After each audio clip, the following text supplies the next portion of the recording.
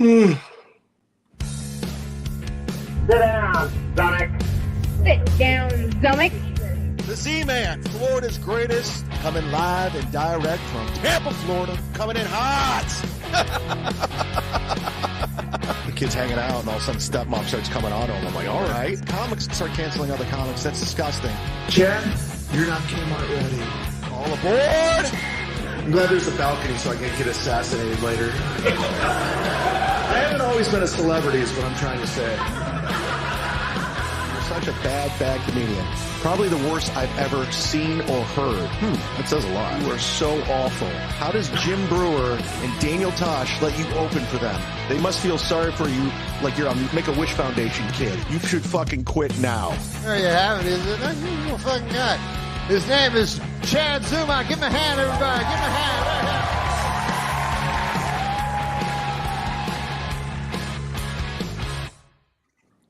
Ah! Hey, everybody. Welcome to the Daddyman vs. Z-Man project. I am Chad Zumock, a.k.a. the Mud Shark, the Sniper. Welcome me from Inappropriate Earl Skakel himself. Look at this guy, Earl Skakel, everybody. We love him. We care about him. He's here. Not everyone. Not everybody. You can't have everyone like you, Earl. I know. You're demonstrating that. You make more money off of people hating you than anyone I've ever seen. You know what? I'm good at this point for the rest of the year. Like, if everyone wants to stop hating me right now, I'm good to the end of the year for financial reasons. Whatever makes people money, I'm a fan of. Yes. But you're one of my favorite people. I'm glad you're here right now. People love when we do stuff together. This is like an idea I had. I want to play with it, have some fun with it, because you're familiar with the podcast wars of 2023, right? I think I was the one who coined that phrase, to be honest with you. I think you're right, actually, the more I think about it. I think I told Melton, this should be a reality TV show. And I'm telling you, and my buddy Matty Goldberg, he's a great writer. He wants to write a movie, like an indie movie about the podcast wars. There's something there because it's innovative, it's different, no one's ever done it, and no one knows how it's going to end. So the script's still being written. I mean, I don't know where it's going or how it's going to end. You know, every day it's another thing, like whether I'm on top or I'm on bottom or Shuli's on top, whether Kevin Brennan's, nobody knows. And if there's a script writer out there, yeah, please get involved. Well, that's why I got this sign behind me. I'm like, I want to go on all these podcasts. That's a great sign, by the way. It's $490, man. Jesus Christ! And it has different levels. You can go really nuts, or you can mud bottom. That's funny. Or you can, just a little mud baby. Bottom. So, well, I think the podcast wars. I think you need new blood in there every now and then. That's the problem I see. Where do we get the new blood? I don't know. There's not that many people want to get involved, and you're looking at one of them. Like, I'm not happy, and I'm, I mean, you're very good at Switzerland. You're very good at Switzerland. Well, I also am very good at knowing where my weaknesses are. Like, I've 12 Patreon subscribers. I'm sure if I were knee deep in the podcast wars, that's the first target. And then it's the age is the second target. And then I only play the Comedy Store, which is like really not a slam because it's the #1 club in the country. Yeah, it's like, you're a Kennedy and you play the fucking Comedy Store. Okay, that's bad. I have a big dick and money, so I'm happy in my life. I can have 12 Patreon subscribers and laugh about it. Get a mic, Earl. You're a Skakel, FFS, Northwest Ken. So I don't know what that means. There's haters out there, Earl. Let me tell you something right now. Let me do a switch. Talk around. to me, Goose. I do have mics. That's a $1,200 mic, you goyim. Wow. In your Look face. Up Neumann T103. Wow. Back the fuck up. Before you speak, before you super chat, know what the hell you're talking about. Yeah, I'm just kidding, Ken. I do. This is a brand new iPad, so like, you know, it's not like I'm phoning into Howard Stern. You get what you pay for. Yeah. Baba Booey. Baba Booey. So I'm just curious before we get going, like, what is your take on like Stuttering John like becoming a thing, and it's it's all over the place. I mean, I think, who did I tell this story to? Oh, I told Please. it on the Shuley Network. I think I was on Miserable Men for about 3 or 4 weeks in a row, and then I was just like, I didn't think I was needed, so I stopped doing it. Well, I think like anything, I don't know. I'm bored with it myself. Yeah, I'm with you. Because it's just, he's really the one with the most TV credits out of us all. So Really is, honestly. And I don't know. I think the end of the podcast wars is coming, because it's just, everyone's already circling back on John. And it's like, because there's no one else left to go after. Like, so, I mean, that's why, they all talk shit about you, but you're the one who keeps it going. Like, even when you went on MLC, I don't know, what was it, a month ago, I think, and you kind of like were trying to make amends. I knew what you were doing. That you were a wrestler, you were a heel turned face for a week, and then baby face, right? But then now you're back to hating those guys, and so, or not hate, whatever it is. So, I don't like the kid stuff talk and deceased family members and all that stuff, but that's becoming my favorite part at this point. But you guys are all in too deep now. It's like, you guys are all like me when I used to roast battle. As long as it was true, it was on the table. So if that person I was battling had raped anyone, got abortions, I would interview the fetus. Like, it's all, you guys, that's why I'm not involved. I'm in a happy place in my life. So you like your life. You like your life. I really do. So I don't need someone talking about an ex or, you guys all digging up dirt on me. Internet freaks coming after me. A lot of it's fake too. A lot of it's not real. Like, a lot of it's like blown. Like, it's like ridiculous. Like, now they're saying I'm wearing eyeliner. It's like, it's out of control. It's like, now you can't even come up with anything that's like legit. You have to come up with the fake stuff. So I don't know. I mean, I watched that episode with Melton, and like, I got to be honest with you, I was looking at it going, "Oh shit, is he?" Like, it was like the Zapruder film of like your face. Yeah. But I mean, I try and be friends with everyone, and people say I don't pick sides, or I'm a fence sitter or a ball washer. I've said this before. I'm like Patrick Swayze in Roadhouse. I'm nice till you give me a reason not to be. Yeah, well, I'm Sam Elliott. I come in hardcore. Right, but that's fine. Like, everyone's got their own, but that's why you make more money at the Patreon and the super chats. I can barely get to 2,000 hours on YouTube, and I put up a lot of content, so to speak. So, like, your way's better than my way. And Kevin's the king of this mayhem. And, it's fun for me to listen to. It is fun. It's a distraction. We're all hanging out. Let me get through these super chats real quick, and we'll get into the show. I think this is Frank, $1.99. If I put my name in the background, can I be on? Yes, you can do whatever the hell you want. North Coast Ken, $4.99. Earl knows I'm not a hater, Chad. I'm one of his 12 Patreons. Bring on DNO or Eleanor on here. Earl, bring Tripoli or Jason Tebow on here, Chad. I love Jason Tebow. I love Tripoli. They're great. Wait, is that Ken Mosca? No, not at all. I have no idea who North Coast Ken is, but. And to the other guy who said, can I be on the show if I put my name behind me? If you can afford $500 to make the sign. Hello. It's a Radical Neon on Melrose. No, I don't get a cut. I just like to help people out. That's Radical with a K. $400, huh? $492. Jesus Christ. Just for Earl, huh? Well, eventually I want to And obviously, I know my background's pretty shitty, but this is a it's better than nothing. So I'll work on. Hello. By the way, that's me. Go ahead. That's just me ripping off Jerry Lewis, for the record. Zen Producer says, lies, Earl. You're John Matrix. $2. That's a Commando reference there. Oh, from the Predator. Oh, No, Commando. No, Commando. Well, you know what? Actually, Zen just produced this. She actually just set it up. I can't find my rundown that I wrote today. I'm gonna have to go off memory.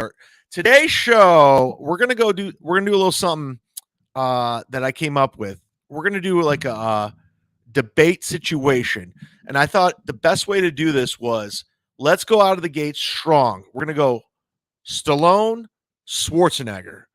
And now we're going to just cut it down, break it down, and figure out where to go, who wins. You in the chat can join in on this. Oh, Earl's gone. I'm back. Hold on. He's back, everybody. Hold on. There we go. What was the Predator blue Raven to blue? What was it? Wait, company leader to Raven? Yeah. If I lose you, I need that. Yeah. Oh, that's Rambo.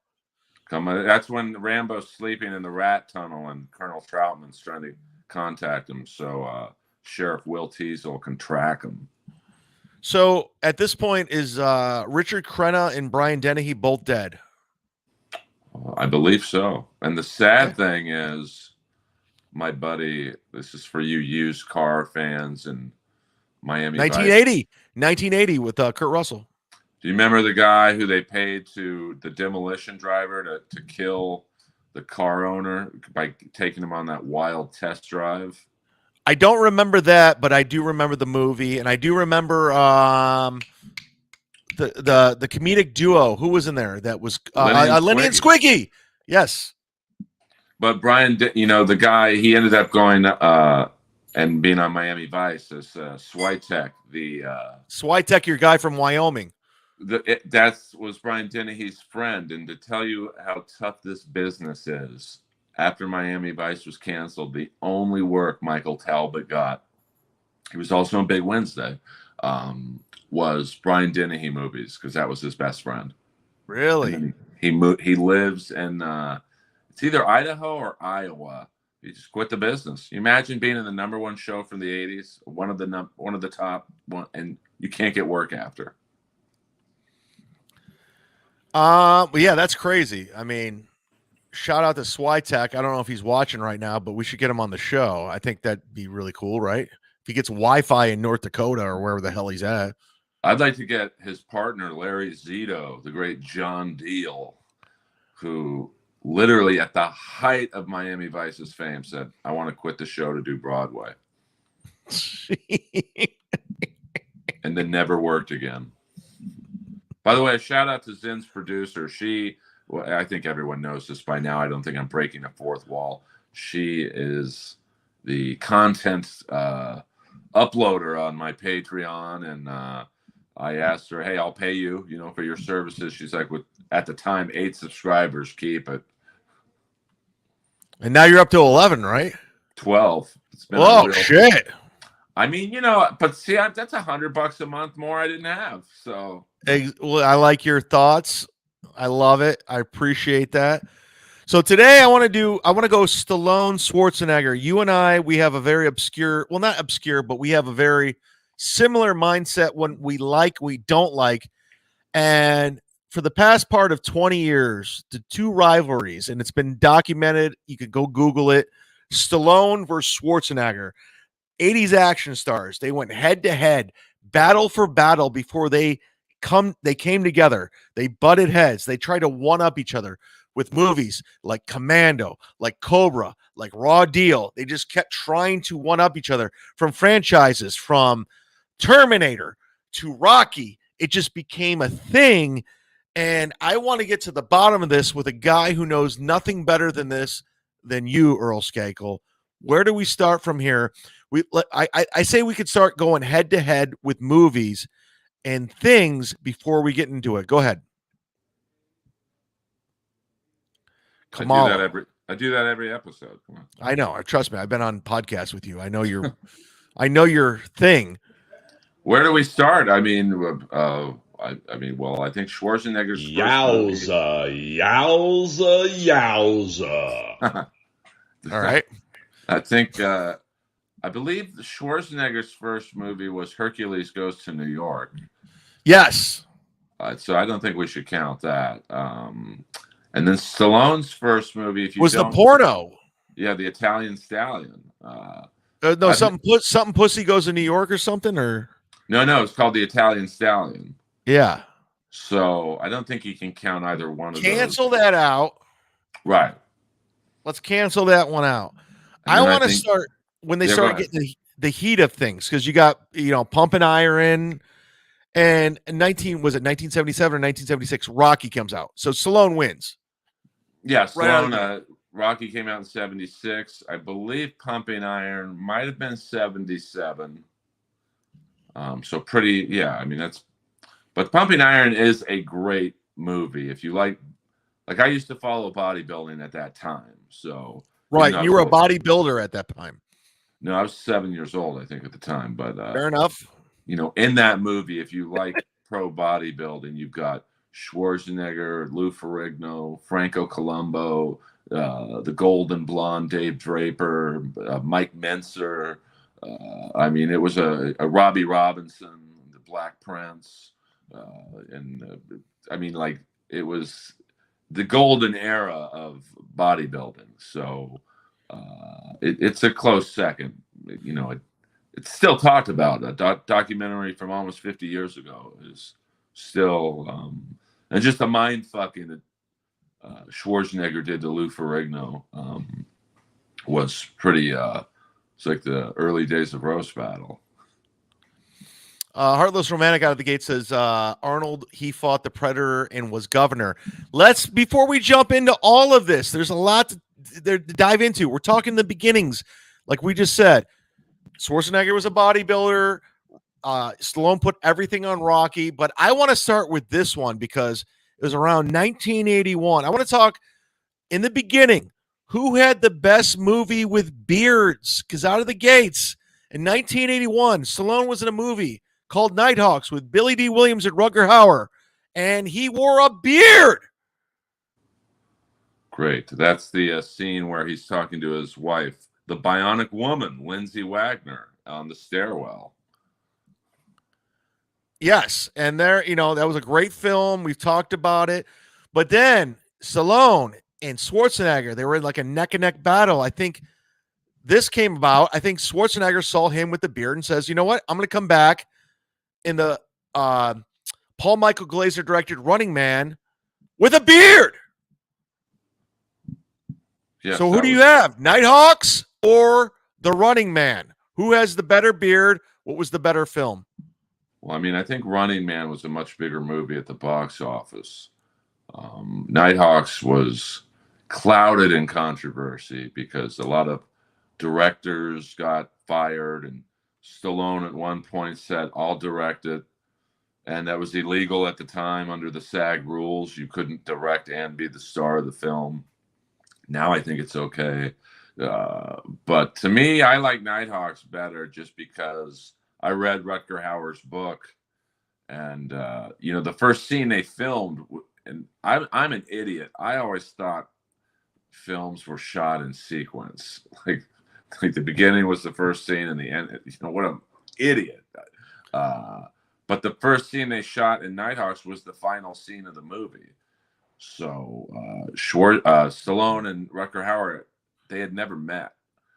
So if you watch the final scene in Nighthawks, it looks so good because when Stallone shoots him, the tension wire is supposed to be at about a 3 that pulls Rutger Hauer back and through the stairs. Oh, yes. You told me about this. Yeah. And Stallone, without telling Rutger Hauer, had it cranked up to 10, the highest setting. So if you watch the scene, it really does look like Rutger Hauer gets shot. And so you could tell the rest of the movie when they had the scenes together, you could feel the hate. Like you could feel Rutger Hauer going, "Fuck you, man." And then I believe Rutger Hauer, someone in his family had died during filming, so he had to go back to the Netherlands. So he was in a pissed off mood and sad, and it actually worked out. I mean, it's a great movie.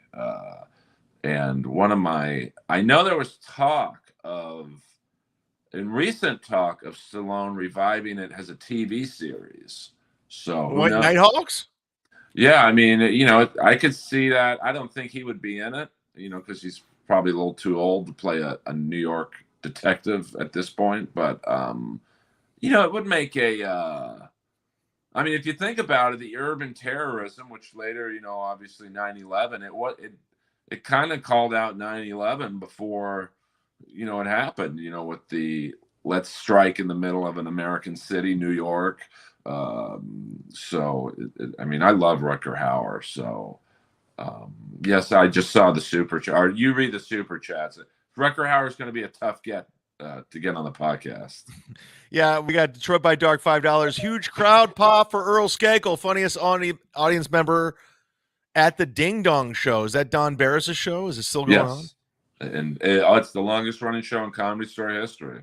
Yeah, we got Haas, $5.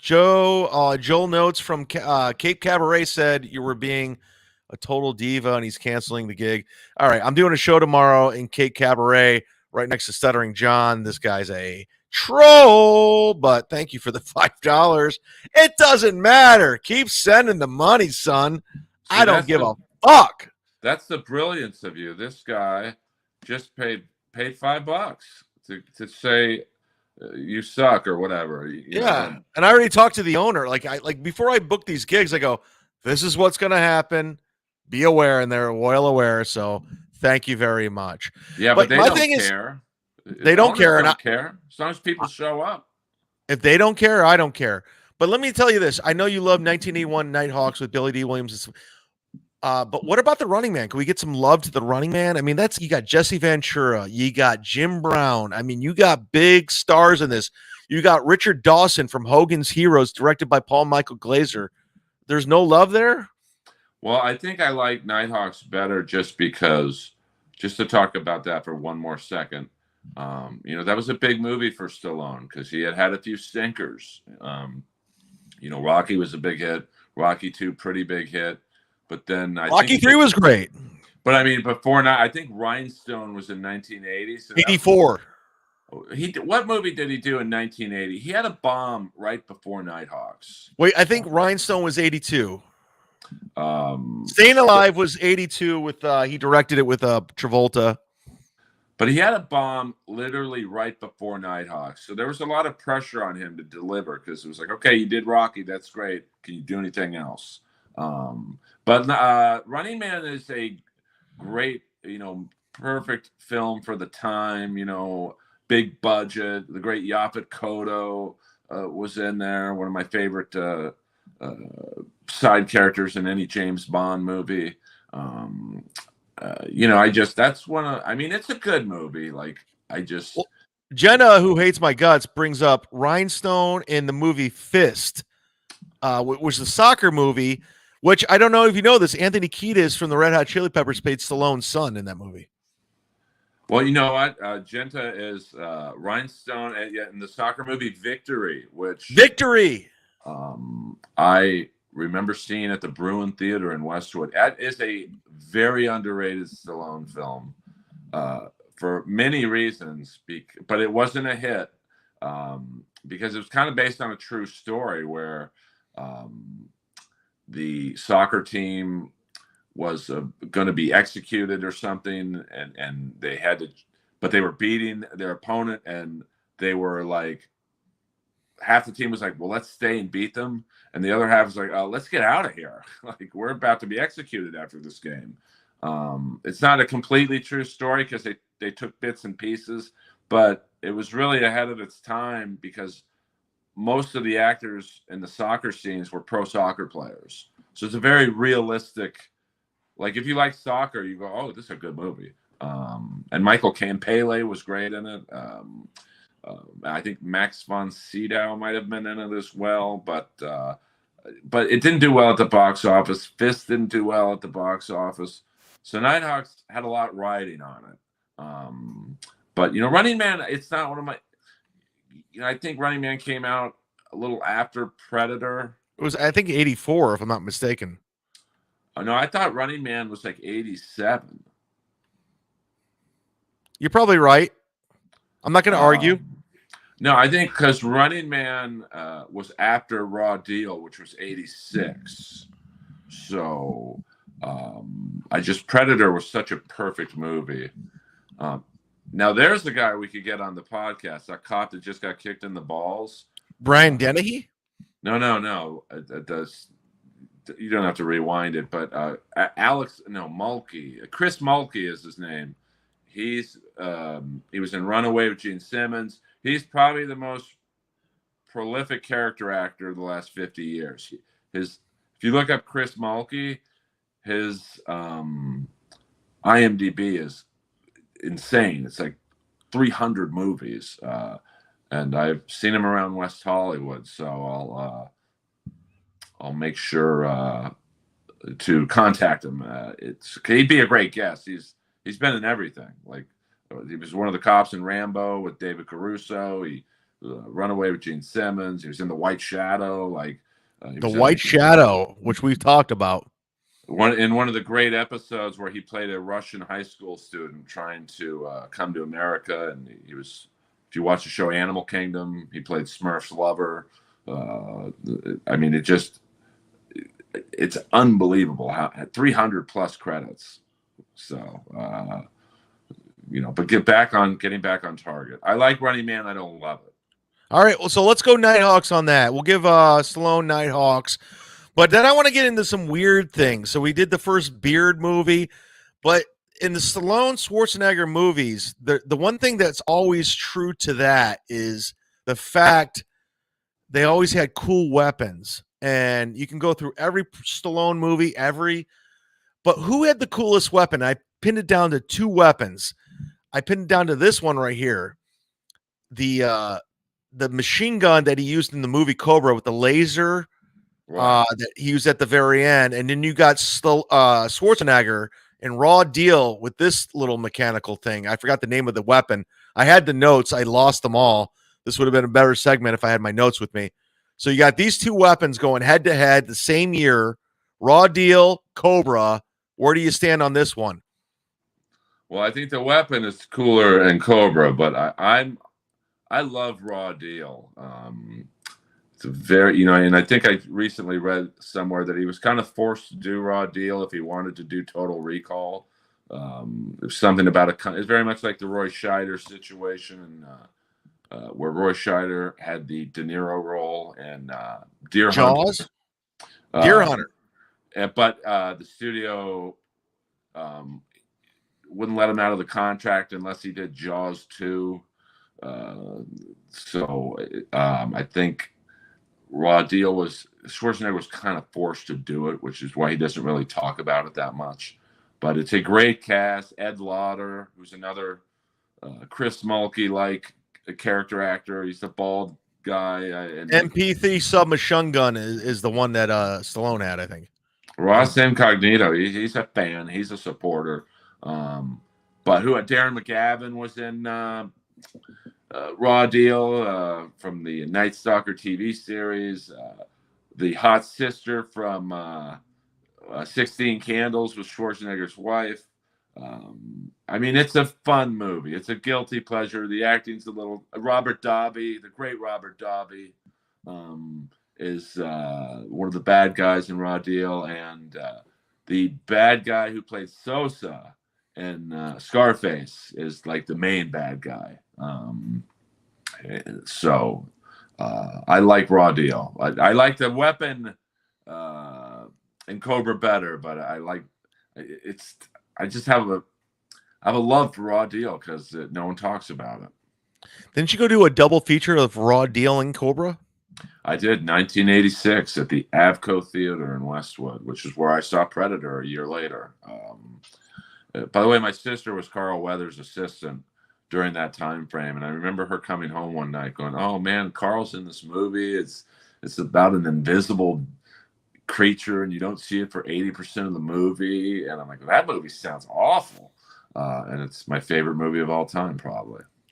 Well, let's get to that because that was a big thing. And I went through all of Schwarzenegger, all of Stallone. I did a lot of research today. I don't have it with me, unfortunately, but I wanted to pick it apart. Like, who was the better 80 action star? Because they were actually going head to head, but who had the better vehicle? And I'll be honest with you. I pinned it down to two vehicles out of both films. You got this vehicle in Cobra. I forgot the name of this Mercury. I think it was 1957 or not. Awesome. I mean, it was 50. Yeah. Awesome 50 on the license plate. And this was his vehicle in Last Action Hero. That was the coolest vehicle he's driven in all the films. Predator, you name it, Terminator. I guess he drove the Harley, but this was the coolest car he had. So Stallone wins his hand down, right? Oh yeah, 100%. There's no that is one of the, and such an iconic car chase in Cobra that you can't give. I mean, I love Schwarzenegger, but if you ask most people, even people who've never seen Cobra, they know that car. The Last Action Hero was a bomb of pretty epic proportions. It was a bust, right?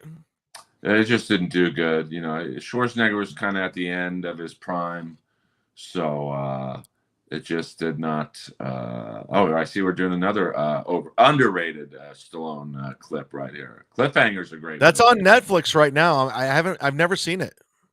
I rewatched it again because it's got the great another character actor, and that's the key with these 80s. And that, I think Cliffhanger came out in 91, but so I'll kind of count it is the character actors make the movies. I mean, you know what Stallone and Schwarzenegger are going to do, but in Cliffhanger, you have the great Michael Rooker, who's also been in probably 200-300 films and TV shows. He was a good yin to Stallone's yang, and John Lithgow was also in it. Rex Lynn, he's a pretty prolific actor himself. So that's another underrated movie by Stallone. Stallone's got a lot of underrated movies. He's also a lot of shit movies too. That's a fact. Yeah, well, I think his problem when you try and break down his career is you've got Rocky and Rambo. I mean, there are two iconic characters. When most actors don't have one character, you can go, that guy is this guy. And then, he definitely has some bad movies. I think, Rhinestone was pretty bad. Stopper, My Mom Will Shoot was pretty bad. Judge Dredd I liked, but it wasn't the best. And then I think Rob Schneider told me a funny story about Judge Dredd. He was in that, right? He gets killed. And so, he finished his scenes in the movie and he went off to film his next movie. And Stallone didn't like the way his death scene was. So they called him back to reshoot his death scene. And, Rob was already kind of into his other character. I forget what movie it was. So that's why Rob's death scene in Judge Dredd seems a little like disjointed because they had to refilm it. That's funny. So let's go I guess we'll jump right into it. Let's go franchises. Let's go head to head. Obviously, Rocky Balboa. Rocky is Stallone's bread and butter. He went on. They did Creed. Creed still lives on today. And then you go into Schwarzenegger, which is Terminator. Which is the better franchise, Terminator or Rocky? I mean, I like Rocky in terms of better films. I mean, I've kind of checked out after Terminator 2, but, Rocky 3 was pretty good. Rocky 4 for its time was good. I mean, Rocky 5, not the best. The last few Rockies, they're okay. Like, they're good movies if you never saw Rocky and it's just a boxing movie and you watch them, but, 4 out of the first 6 are pretty good. I actually like Rocky 2 better than Rocky because I think it's not just about Rocky. It's also about Apollo. I didn't like it. Rocky 2, they played like 20 minutes of the first Rocky in the beginning. Yeah, I mean. That was kind of annoying. I was just like, okay, yeah, we just saw that, dude. Well, I did like Rocky too because it was also about Apollo wanting redemption. I thought he could have been in it more. Like there's that great scene when they're in the business office. It's kind of power. It's probably the best acted scene in any of the Rocky movies where Apollo's trainer, the legendary Tony Burton, who played a Yoda-like figure in the Beach movie Side Out. Wow. Talk about a deep pool right there, dude. He was trying to talk Apollo out of fighting Rocky and, hey, let's go after some new meat. And Apollo's like, what are you afraid of? And Tony Burton gets up from his seat and gets in Apollo's face. And he's like, champ, I saw that man coming and he would not stop going after you. And you just see Apollo, like even my own manager doesn't believe in me anymore. So I really liked Rocky too. Terminator, I mean, the first one's an all-timer just because it was very... What about Terminator 2, dude? Are you kidding me? That was one of the best action films of all time. Robert Patrick, who I just found out his brother is, I think, Richard Patrick from the band Filter from Cleveland, Ohio. I didn't know that. Yeah. Well, Terminator was, people see James Cameron now and he's worth $1 billion and all his films, Titanic and Avatar. And you kind of forget Terminator was done for no money. Man. That's why most of the scenes were at night, because it's 100 times cheaper back then anyway, to film at night. And I just thought, they had no money for music. It was very much like Escape from New York and RoboCop, where it's like, hey, man, we got $5 million to do this. We got to squeeze everything in. Whereas Terminator 2 was a little too glossy for me. You had Guns N' Roses on the soundtrack, and, it was a very polished production. I like the grittiness of Terminator, knowing that no one's making any money on this film, at least when they were filming it. And you could sense that era of, like, hey, let's make this the little movie that could. Let's get a question from Detroit by Dark. Was Stallone the best Judge Dredd? Who are the other Judge Dredds that I don't know about? There are a few others. If you look at, I think most comic book fans are like Kiss fans, where if you ask any hardcore Kiss fan what the best version of the band is, most will say Gene, Paul, Ace, and Peter. And if you ask most comic book fans who was the worst Judge Dredd, they all say Stallone, because it's kind of like, Stallone made it an action movie, which, Judge Dredd is more storytelling and less violence, so they don't like it. So let's go into this right now, because Commando was like his, I think, version of First Blood. Would you think? Yeah, no, it's a very, I wouldn't be surprised if they had plans for a sequel. But we, of course, you and I had the great bad guy, Vernon Wells, on our Bad Guys podcast. Yeah, please go check that out. It's on both of our YouTubes.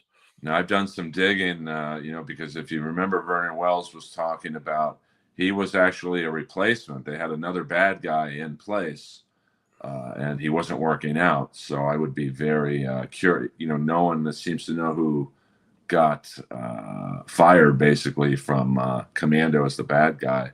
And Bill Duke, the great Bill Duke, legendary African-American director, actor, later starring with Schwarzenegger and Predator. He's also an American Gigolo as the pimp. Commando's kind of slips in between. You got a young Alyssa Milano. She was still a child before Who's the Boss? Yeah, who else? I'm trying to think. Ray Dong Chong. Ray Dong Chong. She was great in it. And I'm trying to think of some of the other bad guys. Really, it was just Vernon Wells and Bill Duke were the only recognizable. I think the rest were very low budget character guys. Great movie. It totally fits the time. It probably seems a little dated to kids who watch it now, but if you grew up in the 80s, it's a very 80s eccentric movie. So 2 thumbs up for Commando.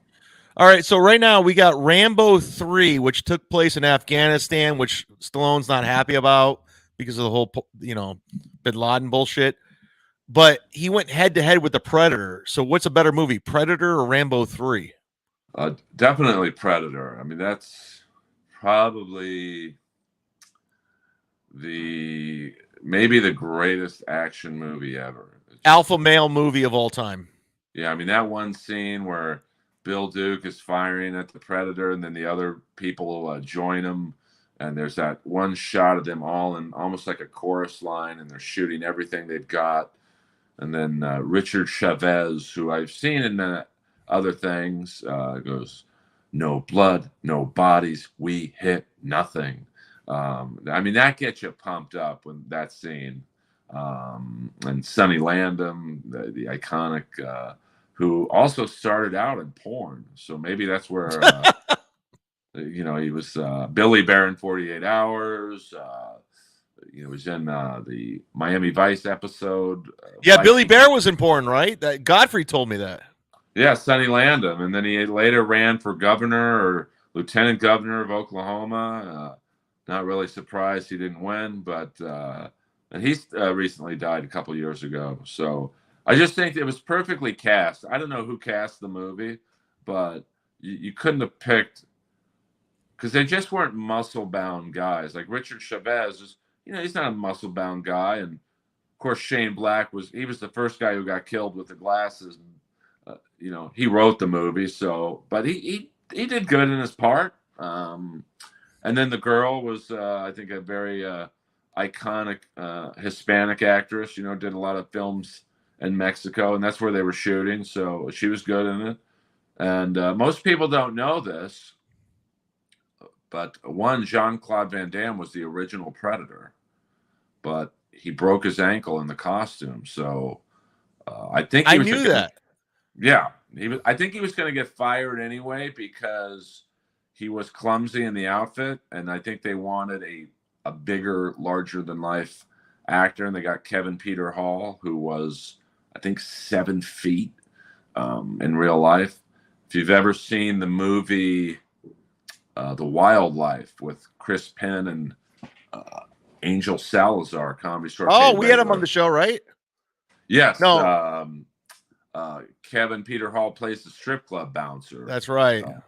And he's also what I was getting to was it's a very quick scene, and I'm sure they did it just because that costume, where they were filming, I remember my sister telling me Carl was complaining how fucking hot it was there. It was like 90 degrees, but 100% humidity. At the end where Schwarzenegger flies off in the helicopter, they show a very brief clip of the pilot, and it was Kevin Peter Hall out of costume. Q here is at $2. Earl, what about Lockup with Sly and Sutherland? Well, it's also Sonny Landham was the bad guy Chink Weber in Lockup. Chink.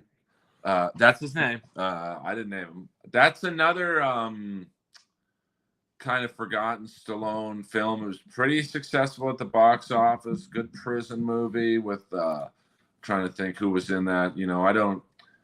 I like to come into these things blind. Darlene Flugel was the wife. She was in Crime Story, the Michael Mann show, and pretty accomplished actress. And speaking of used cars, Hal McRae was the baseball player. Frank McRae was who played Jim, the big mechanic in used cars, the huge black guy. He was in Lockup. And then Donald Sutherland and John Amos from Die Hard 2 and Good Times. I don't know why that movie doesn't get talked about a little more, but Stallone had like the Tommy Lee Jones flu, and he would just do movie after movie after movie, successful or not. He would just do them. He'd go from, I think, if I'm remembering this at all any close to correct, he went from Cobra to Tango and Cash, Stopper, My Mom Will Shoot, Cliffhanger, I'm Living. He did not take a break at all. Over the top, I said. So, I like Lockup. I give it in this, you got to slide these movies on a different scale. Like On the Stallone scale, I say it's a 7.5 out of 10. All right, so right now it seems like Stallone has the edge. So let's get into the worst movies these guys ever done. Let's look at these. According to this, I got these websites here that I did my research today. The 20 worst Stallone movies of all time. I don't know if you could see this on the screen. Let's get this off the screen. Yes. This is from flickschart.com. Number 1, Stop or My Mom Will Shoot. I mean, it's definitely up there. But a shout out to the guy who just left a chat, David Ricketts. He's my buddy. Tried to get me a huge, gigantic Doberman named Tank a couple of years ago. Stop or My Mom Will Shoot. Pretty bad movie, but it fit the time of the '80s, and it was kind of funny to see Stallone and Estelle Getty. But it's a pretty bad movie. It does not. Cobra stands well to the test of time. Even over the top, you can still watch it in 2023 and go, it's not the greatest movie, but there's worse. Stop or My Mom Will Shoot is almost unwatchable. Number 2, Driven, starring Burt Reynolds was in this film. It was a 2001 film. I don't know if you remember this one. I do. Driven? It's kind of like Stallone's Days of Thunder, but it just, it just didn't do well. I mean, when you make as many films as Stallone has, you're going to have some bombs. Yeah, it's just the numbers game at that point, right? It's like a comic doing an hour. Even the greats will have one joke that didn't work, 2 jokes. You can't have perfection. And I don't know how many Stallone movies. I'm going to guess he's made, and there are a few straight-to-video ones, he's made probably close to 80 to 100 movies where he's just starred in. He's allowed to have a couple stinkers. Number 3, Spy Kids 3D Game Over. I didn't see it. It seems like, this was 2003, so who cares, right? I mean, it was a cash grab, Yeah, it's going to make some money. Everyone thinks, oh my God, Stallone's got to be so loaded and rich. He got fucked over on the rights to the Rocky movies. He doesn't get paid for that shit. So, which is insane. Because he his Creed, it's gone. It's all like Michael B. Jordan now. He doesn't have any ownership or anything over it. But he doesn't have any ownership of the Rocky movies. So if you and I go stream Rocky tonight on Netflix, he don't get the money. Someone else does. So. I could understand doing a movie like that, and I'm sure he got paid a few million, and Before we go on number 4, what Gonzo says $2. What does Earl think about Stallone in the TV show Tulsa, which is I think Tulsa King? It's pretty good. I mean, I watched the whole season. Some good bad guys in it. I don't know. He's got a black sidekick. They don't have the best chemistry. Gross. I'm just kidding. But no, nothing against the actor. I get what they're doing. They want him to have a sidekick so he can play off of. But I don't know. It's okay. I mean, I'll watch season 2. I mean, one of the writers on I'm Dying Up Here, Dave Flabat, is an executive producer on it, and he specifically wrote a scene for me and I'm Dying Up Here to use, but where it was, if you remember that show, Ari Grainer was so desperate she fucks me, and right before we were supposed to shoot it, he comes up to me and he looked like someone just killed his dog. He's like, "Hey Earl, I love you and I'm always trying to get you a few more lines," because I didn't really have many lines in it. Earl, aren't you related to this guy right here, Michael Skakel? Oh man, that's out of control, dude. Michael, how are you, buddy? He's in the chat. I just wanted to give him a shout out. See, that's a funny thing. That's what I like about the podcast wars. That's a funny troll. But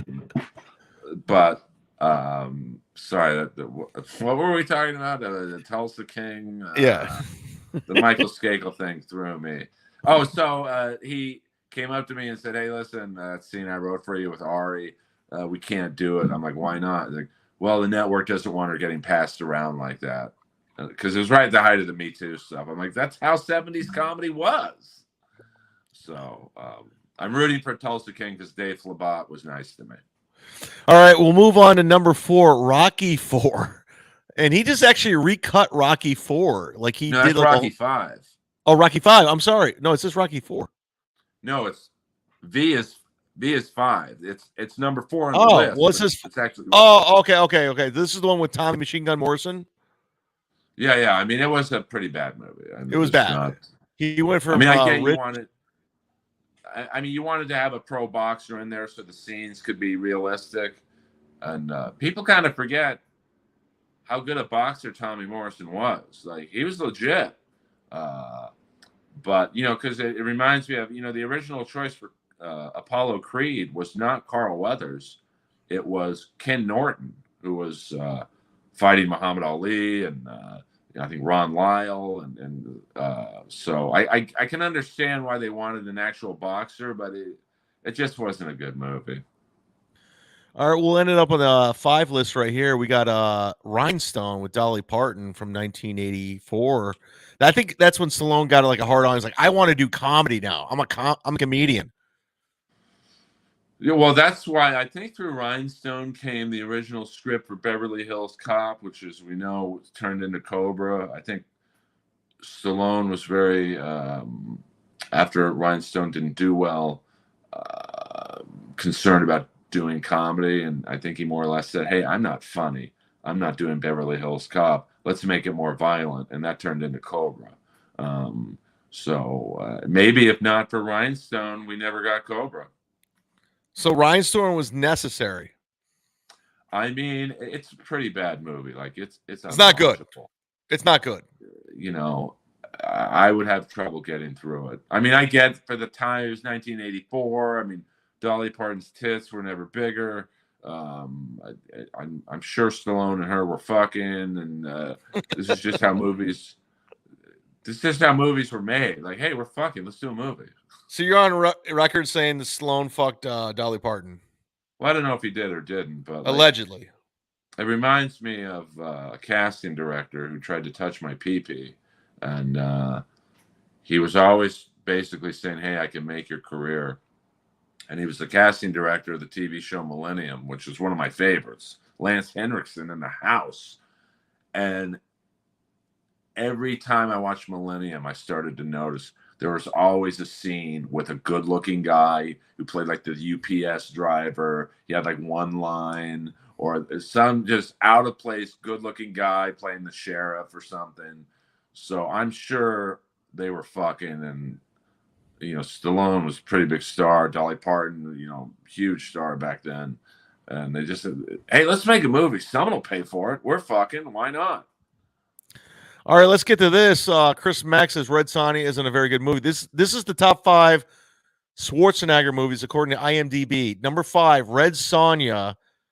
This was Schwarzenegger's film in, I forgot what year it was, but that's with Bridget Nielsen. Speaking of Cobra. Oh, was she dating Bridget Nielsen in 1985? They were probably fucking. I mean, I don't think, I don't imagine Schwarzenegger and Stallone dating much in the 80s. What was Cobra? Cobra was 86, right? Cobra was 86. Beverly Hills Cop 2, I think, was 87. Oh, yeah, they were banging. She had a nice run, but, Red Sonja, Cobra, and then Beverly Hills Cop 2, James Bond movie Octopussy. Galactic Wrestling Federation $2 says because Cobra, I cut my pizza with scissors. There's a scene I watched last night where he comes back to the apartment. He still has his sunglasses on. He gets the eggs thing with his 9mm cleaner in there, and they show like a thing where he pulls out his gun twice to clean before he turns on the Night Stalker on TV. But he cuts the pizza with scissors. Yeah, and you're leaving out the best part. The most people live in a condo with a huge neon Pepsi sign right above it. Working so hard, trying to make a living.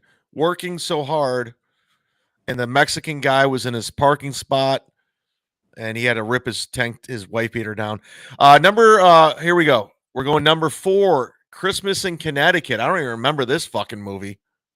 I mean, I never saw it, but I heard it was pretty bad. Pretty bad. Yeah, 1992. It was a TV movie, and Schwarzenegger was in it. Oh, he was the director. By the way, you guys in chat are slipping. I'm surprised Lee Harvey Oswald hasn't asked me a question. Number 3, Junior, where he's pregnant. He's on that role with Danny DeVito, and it's 94. It didn't do well. Starring Danny DeVito, Emma Thompson. It just was a bomb. Yeah, I mean, I think it actually did well, but like it was a horrible movie. Number 2, The Villain, 1979. He was still not speaking English. It was with Kirk Douglas. I didn't know he was in that movie. And Margaret, Paul Lynde, and Arnold Schwarzenegger. You remember that movie? No, but I love Anne Margaret. I mean, she was in probably my favorite all-time indie movie, 52 Pickup, with Dante's star client, Ron Jeremy. From Golden Artist Entertainment, right? And Paul Lynde, one of my first comic influences. As a kid, I didn't know he was gay in real life, but if you ever watch the Hollywood Squares, he would always throw out like these gay innuendos. And he kind of ripped out Jerry Lewis too, because they'd ask him a question like, Paul, how many balls are on a pool table? And he'd be like, well, I'd say it depends on how many guys are playing. Hello. Jim J. Bullock. They always had a gay guy on that show. You have to have a gay guy. Yeah, you had first it was Paul Lynde, and then Jim J. Bullock, and then Whoopi Goldberg. Who the hell knew that guy was gay? Hello. There you go. Number 1, Hercules in New York, where he was dubbed. Yeah, it was a pretty bad movie, but it was his first movie. He wasn't an actor; he was a fucking bodybuilder. Yeah, he was just trying to make it, trying to figure it out. Whoa, did I lose you? No, we have another super chat coming in. Detroit by Dark, $5. Earl, did you hear Perry say he was lucky to make $2,000 a month off of PCL? That's Perry from Windy City Heat. I did. I think someone said they make about 24 grand a month or something from YouTube and the super chats and the Patreons and all that stuff. I could see him getting ripped off. Like I know the guy who is his manager, Tom Brennan. Yeah, Tony knows him. I mean, I was actually in, and it was never aired, but right down the street from my house, they shot a gay wedding scene for Perry, and I played a pole dancer. I got to show off my moves in the cage. I got the biggest laughs. It wasn't a very funny scene, but I got the biggest laughs because I'd done so many vitamins the night before, and I was wearing tighty whities, so the whole front of my underwear was yellow from the piss from the vitamins. Dude, congratulations, Earl, on that. Let's go to the top 5 Stallone Schwarzenegger movies. Let's start with Stallone. We got this is number 6, Death Race 2000, 1975. I never saw it. I mean, it was a pretty bad remake. Oh, it was a remake film, huh? Yeah, I think Death Race. I'm sure. I think it was David Carradine in the 70s, which is actually a really good movie considering. Was Rocky 1984? Was Rocky or 77? Well, that actually no, maybe he was in that. I don't remember him in. So that says 1975. Rocky was 1976. Okay, so this was right before Rocky. Okay, I don't even remember. That is a good movie, Death Race. Then I don't remember him in it, to be honest with you. This guy put Creed 2 at number 5 on this movie web. I mean, I didn't hate it. It was kind of nostalgia. He brought back, Dolph Lundgren and his kid. I didn't really like it because it just seemed like a video game. Like the fighting. Like if you go back to watch the first 2 Rockies, you actually think you're watching a fight. Whereas the Creed movies, especially the one with Drago's kid, just seemed like a video game. I didn't like it. All right, number 4, First Blood, 1982, which is one of our favorite films. You think that's fucked up? It's a great movie, especially considering the storyline. It had a Rocky-like vibe to it where, no one wanted to make it. Every studio was like, dude, no one wants to see a movie about a crazy Vietnam vet losing his mind who goes off on a killing spree. So just Stallone's persistence got it done. So I liked it. Let's go down to number 4. number 3, Ants. I don't even remember Ants. All right, this guy's trolling, man. That's not. Get out of town. 98.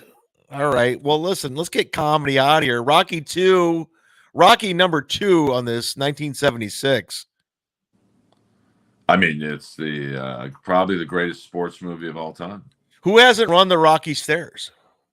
I have not, even though I dated a girl from Doylestown, Pennsylvania. So I've been into Philly many times. I've never seen it. All right, number 1 according to this list, we have Creed. I don't believe this. This is like a 2023 thing because this is a guy who's probably, I guess, 25 years old. Yeah, he doesn't know Stallone's catalog. You could have Tango and Cash here. Well, he Rocky probably does. He just doesn't give a fuck. He just he likes the new, like these CGI type movies, and I asked a friend the other night who's young, she's like 25, 26. I said, "What do you think of when I tell you Stallone movies?" She's like, "Oh, Expendables." I'm like, "What about Rocky and Rambo?" She's like, "What are those?" So, they have no clue. So, it's like James Bond. Like if you ask anyone above their 50s who their favorite James Bond is, they'll say either Roger Moore or Sean Connery. If like when I was dating Chandler, she was in the late 20s. She loves Daniel Craig. It's just she loves Daniel Craig. And she made me watch one of his movies. I made her watch Moonraker, and she made me watch the first Daniel Craig James Bond. I'm like, he's almost too good of an actor. I don't like it. What was the last Sean Connery came back to play James Bond? What was that last film? Never Say Never Again. Yeah, and then it went. What was the next Roger Moore film after that? Well, it's a great story. I mean, the James Bond. They've had a lot of controversy with that series. So in those particular movies, United Artists was suing, I think MGM, so they couldn't. That's why there was 2 James Bond movies. They were going to do Never Say Never Again with Sean Connery, and Roger Moore wanted to quit doing James Bond. He's 56 at the time. So I'm sure they paid him well to do Octopussy, which came out the very same year as Never Say Never Again. And then I think Roger Moore's last James Bond film was View to a Kill. I think that was 1984 with Duran Duran as the soundtrack. It's either View. I'm forgetting my. I don't know what was last, Octopussy or View to a Kill. And then Timothy Dalton came in for the next 2, and then Pierce Brosnan, and then Daniel Craig. Zen's producer says Cavill should be the next Bond. Well, I know they wanted the guy from The Wire, Idris Elba, to do it, but he might be almost too old to play. Like, obviously, the next James Bond, they're going to want to do 2, 3, 4 movies with. It's going to be a black woman. Come on. I think it'll be. Can you imagine if it was a trans actor? The Weapon. I guarantee it's Punky Johnson, the next James Bond. Well, I'm friends with Punky. Maybe I hope it would be for her. I'm just being a dick. All right, let's get to Schwarzenegger's best films. We got number 6, Commando, which we talked about earlier. We love Commando. This is from Collider. They do a good job over there. I mean, great movie. Slightly underrated because he has so many blockbusters coming, right after Terminator was 84, so it kind of got swallowed up in the Terminator blowback, and then blow off some steam, Bennett. Yeah, come on, Bennett, stick the knife in me, don't deny yourself the foolish pleasure. And then right after this, Raw Deal wasn't a hit, but he had Running Man, he had Predator, so many big budget movies, Terminator 2. So it's a under the radar Schwarzenegger great. All right, let's move to number 5 on this. The Running Man. I love The Running Man. directed by Paul Michael Glazer. This is a great film. I just watched it again. It was fantastic. You got Jesse the Body Ventura. You got Jim Brown. It was just cool as fuck. I got to talk to Paul Michael Glazer, who played Starsky on Starsky and Hutch, about this film. He was brought on when the film was already in progress, so it ended up being pretty good. And you got Richard Dawson, who was on Hogan's Heroes. Yeah, I mean, great. Great cast. It was like the Squid Games. I mean, Yaphet Kotto as well, like we mentioned.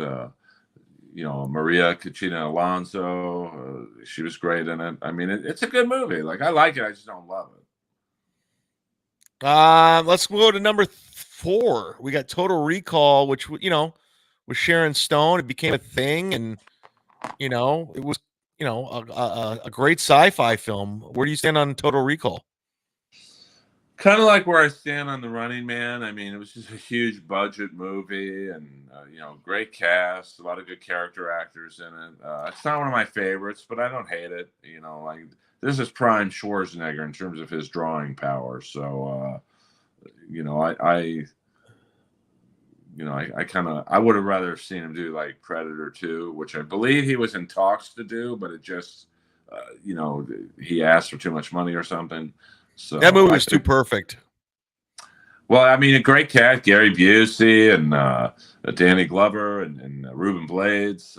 So I would have rather seen Predator 2 with Schwarzenegger than Total Recall. All right, let's move down to number 3. We got Predator, our favorite, the awful. I always talk to Godfrey about this. I think we talked about him. The ultimate alpha male film. There's not a better alpha male film. You got Bill Duke, Carl Weathers, Arnold Schwarzenegger. I mean, names the rest. The guy from 48 Hours. You got Shane Black, who wrote the movie. You've got Richard Chavez. He's the guy who died when the tree hit him. Sonny Landham. And, he's, you often don't think of him as being in the movie, but he was in the very beginning of Predator. R.G. Armstrong, legendary old school actor. He was the old colonel who looking good, Dutch. And who else? Well, it was actually a short cast. There really weren't a lot of people in the movie. I think that's it. So perfectly cast. I would love to interview the casting director to see who else was considered. I would guess someone like a John Matuzak probably auditioned for it. I could have seen him playing the Jesse Ventura part. I'm sure other wrestlers were auditioned. I would have loved to see Nikita Koloff. He could have played the Jesse Ventura part. Really, any big wrestler from the mid '80s probably auditioned for Jesse Ventura's part, or a football player. What about this wrestler right here? Yeah, I mean, he was probably considered too much of a wild card, because they already had Sonny Landham on the set, and apparently, it was an alpha male movie because all those guys would wake up and they'd all try and beat Schwarzenegger into the gym. Sonny Landham was out partying and getting fucked up and causing fights. So he had a full-time bodyguard to make sure he didn't get into too much trouble. All right, let's move down to the number 2 here. We got Terminator 2 Judgment Day, which you're not crazy about because you love the first one. Yeah, I mean, it's like Rocky 2 to Rocky. I mean, I do love Robert Patrick as the bad guy, and Edward Furlong. Linda Hamilton was great. The toned and jacked Linda Can't Hamilton. go around killing people. Who else? The great Xander Berkeley. John Connor. It's like RoboCop 2. I like RoboCop 2, but RoboCop was better. But RoboCop 2 had a much bigger budget. So I don't think bigger budget means better movie. All right, number 1, obviously, it's the one that set it off. 1984, You got the original Terminator, who we talked to. Who did we talk to from the original Terminator? We talked to, what's his name from Cobra? Brian E. Thompson, who yes has I think the only actor in the history of filmmaking to be killed by Stallone, Schwarzenegger, and Van Damme. It's pretty impressive. So, and I get still asked about that interview with Brian E. Thompson, who gave me the best cameo ever. It's the only actor I've ever paid, or only celebrity I've ever paid to do a cameo for. And Did you pay before or after? Well, I think with cameo you pay before, just so.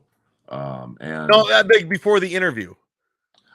I think it was after the interview. So he gave you a little something extra.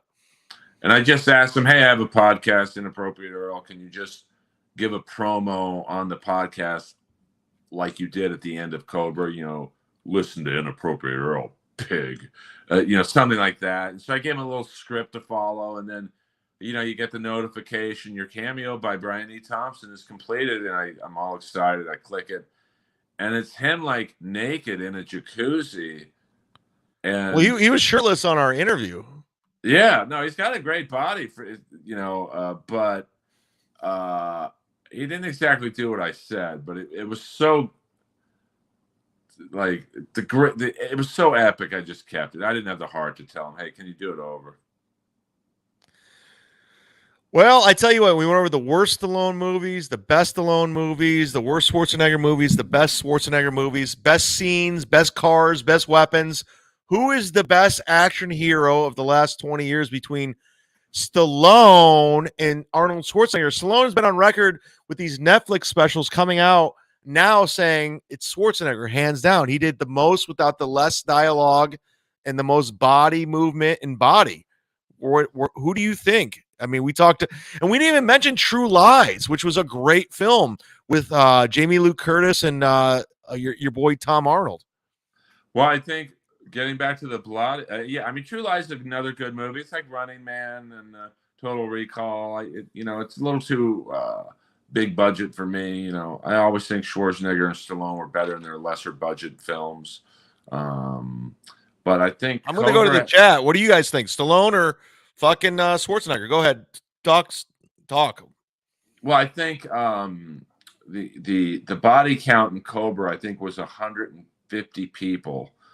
And I think Stallone said, I wanted to outdo Schwarzenegger's body count in Terminator, which was, I think, 143 people. So that's how competitive they were. They literally kept track of how many people were killed in each other's movie.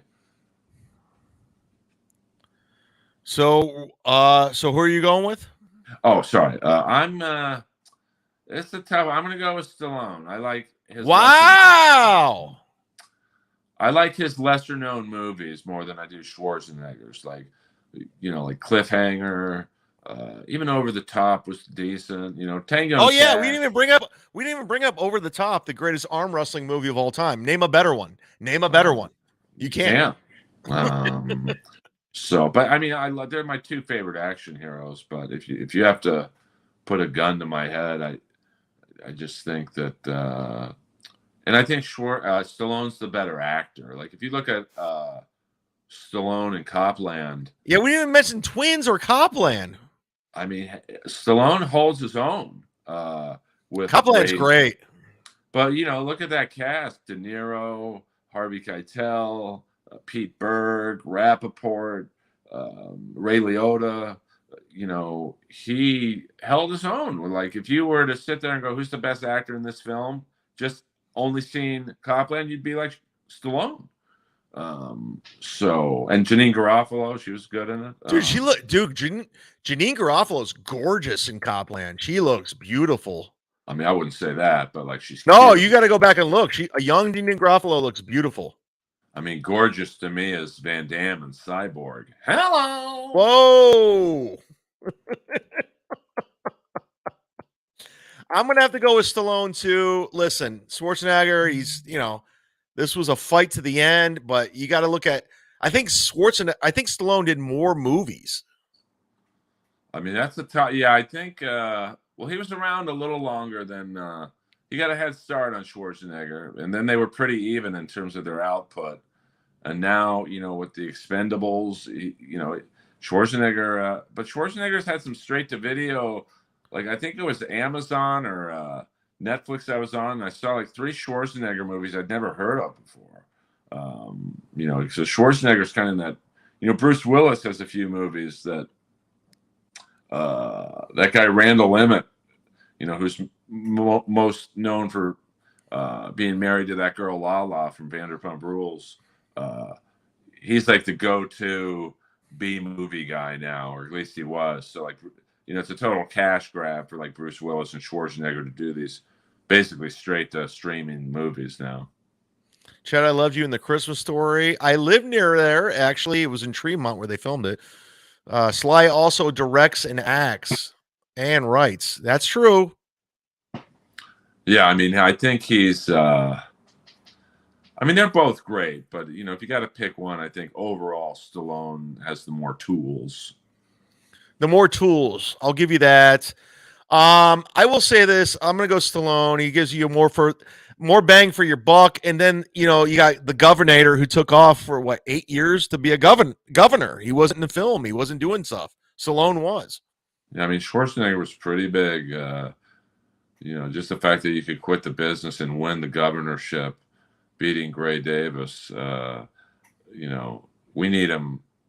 We need him back. There was an armed robbery 50 feet from my door the other night. So, did you Google it? Did you record it? In my building, if you watch the news, I got ratted out. They interviewed me on Channel 4, and the first night they were like, "Well, what do you do to be safe around here?" I'm like, "I carry brass knuckles myself." And then the next night on the news, they cut to the sheriff going, "Anyone who carries brass knuckles to protect themselves is an idiot." Well, there you have it. That's the Daddyman versus the Z-Man episode 1. I think next time we do this, I want to go head to head with you on the best trucker movies of all time. I'm talking White Line Fever. I'm talking Convoy. I'm talking Smoking the Bandit. I'm talking, if you want to go TV shows, BJ and the Bear. I'm talking White Line Fever with Jan Michael Vincent. I'm talking Breaker with Chuck Norris. What's the best trucker movie? I don't know. Not even close. Convoy with Chris Christopherson. Or we're going to figure that out next show. Hold on. Before we go, I got to put this hat on. Oh, shit. Can you turn it around? Oh, is Over the Top considered a trucker movie? This is Stallone's hat from Over the Top. Can you turn it around and let's arm wrestle? My head's too big, so the buttons came undone. So something. Yeah. Well, Over the Top is technically a trucker movie. Lincoln Hawk, bitches. Lincoln fucking Hawk. Yeah. And yes, someone just wrote the great Terry Funk, one of the greatest hardcore wrestlers of all time. Maximum Overdrive. I didn't think is that a trucker movie? Yeah, I mean, you've got Big Truck and Little Dude, Breakdown with Kurt Russell is amazing. I just put out a tweet. The great JT Walsh was in that movie. He was awesome as the bad guy. Go watch Breakdown tonight. Great movie. So there you have it. All right, Earl, go ahead and plug your shit, and you can watch this on Earl's Patreon and my Patreon, and we'll put this out immediately because I had a lot of fun. Well, you can only watch it on my Patreon if Zin's producer puts it there. We'll email her. At Earl Skakel everywhere, Patreon, Twitter, TikTok, YouTube. I'm really trying to get the 4,000 hours up. So if you're like, Earl, we're not going to do everything. What do you want? YouTube and Patreon. Instagram if you like. If you're in LA, I'm at the Comedy Store frequently. I'll be there Saturday night. If you want to come, Instagram me, and I'll take care of it. I'll be at Cape Cabernet and Cape Coral tomorrow, a mile away from Stuttering John's home. And then at the end of the month, I'll be with our buddy, even Earl's buddy, the great Nick Swartzen at Side Splitters. We're doing 7 shows. We just added another one this Sunday. Earl was in the movie. What movie you were in with Nick Swartzen? Benchwarmers. Yeah, Nick's great. Zins, I'm not complaining. I know life gets in the way, but you are my technical advisor on all things promotional-wise. This was a nice change of pace with my friend Earl. It was great not talking about Ray DeVito for an hour. I mean, we talked a little bit of the podcast wars. Up top. We got out of the way. I mean, I'm friends with all you guys, and even Dr. Chow. Dr. Chow is a rogue operative, but I want you guys to all get along, but I also know it's better if you guys are fighting. Sure, for everybody.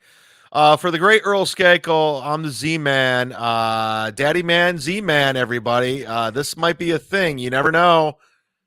Write in. Tweet at Earl. Tweet at me. Earl Skakel, Chad Zumock. Is this a thing? We'll see you next time on the Daddyman versus the Z-Man project.